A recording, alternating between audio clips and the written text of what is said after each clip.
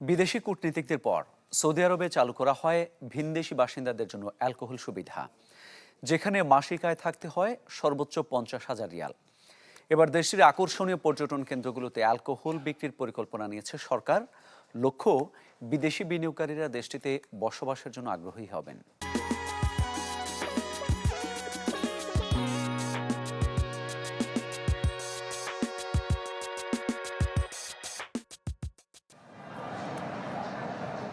১৯৫২ সাল থেকে সৌদি আরবে নিষিদ্ধ ছিল অ্যালকোহল বিক্রি। দেশটির ইসলামিক আইন অনুযায়ী নেওয়া হয় এমন সিদ্ধান্ত।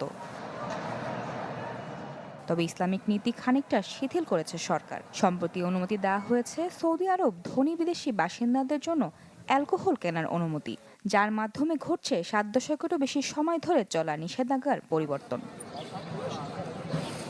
নতুন নিয়ম বলছে কেবল উচ্চ আয়ের বিদেশি বাসিন্দারাই কিনতে পারবেন অ্যালকোহল, যার জন্য তাদের থাকতে হবে প্রিমিয়াম রেসিডেন্সি পারমিট অথবা থাকতে হবে কমপক্ষে 50,000 সৌদি রিয়াল মাসিক আয়।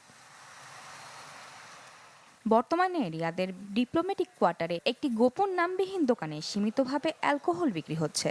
এই এলাকা ধনী আবাসিক কম্পাউন্ডার এবং রাষ্ট্রদূতাবাসের জন্য পরিচিত। দোকানটি প্রথমবার খোলা হয় ২০২৪ সালে।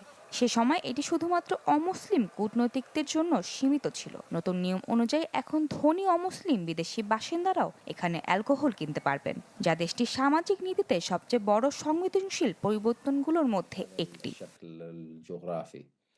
বৃষতি খান, চ্যানেল 24।